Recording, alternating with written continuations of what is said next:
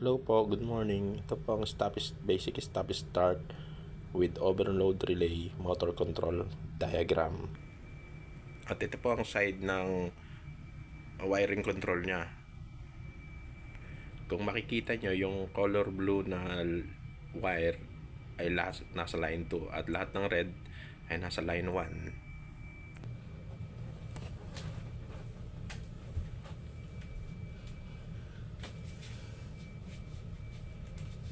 At ito po yung simpleng demo ng stop start with overload relay motor control diagram. Simulan po natin sa line 1 connection. Line 1 pumunta sa stop, diretso sa start, then 13 normally open, kumunik siya dito sa number 13. Itong nag-iisang wire, tapos nag-tap siya rito sa start, then start na isang side, punta sa number 14 normally open, tapos number 14 normally open, diretso sa line 1 A1 ng magnetic contractor coil, tapos A2 dumiretso sa 95 ng thermal overload relay, and 96 diretso sa line 2. Dito naman sa kabila, ito naman sa second line, red lamp,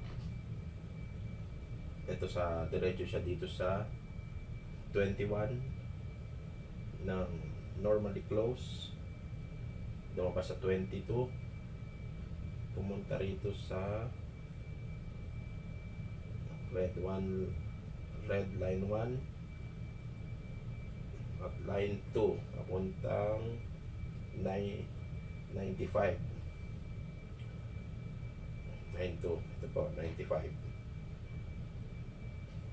Tapos and then dito naman sa last line, orange lamp, line 1 punta rito sa orange, then dito sa kabilang connection papunta sa 97 ng overload.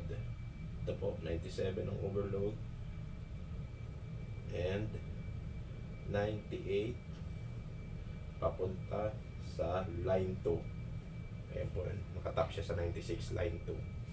Simulan po natin i-start ang circuit breaker, and kung mapapansin nyo, umilaw agad yung red lamp dahil konektado na siya agad dito sa itong mga close na normally close na ito. Ngayon, pag pinindot ko yung start, namatay yung red lamp dahil nakakonekta siya sa naputo lang line ng normally close ng 21-22, kaya namatay yung red lamp. Ngayon, umilaw naman to, nag-close itong 13-14. Ngayon, i-stop ko ulit. Ayan, bumalik siya sa dati, i-start. Just in case na uminit ang motor at mag-fault, sample na, testing natin yung fault line.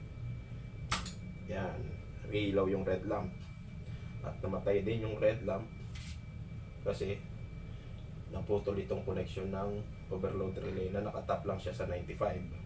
Kung minsan tinatap dito sa 96 direkta, iilaw pareho ito, may ilaw, pero ginawa ko dito ko lang siya tinap sa 95 para mamatay itong red lamp. Ngayon, tapos ng troubleshooting, itin-troubleshoot na, papatay natin yung i-reset natin. Ayun, bumalik ulit sa red lamp. Ngayon, start,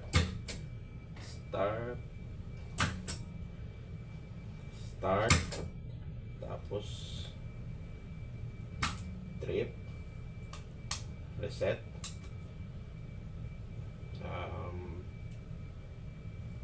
start, stop. Salamat po, at patay na natin itong circuit breaker.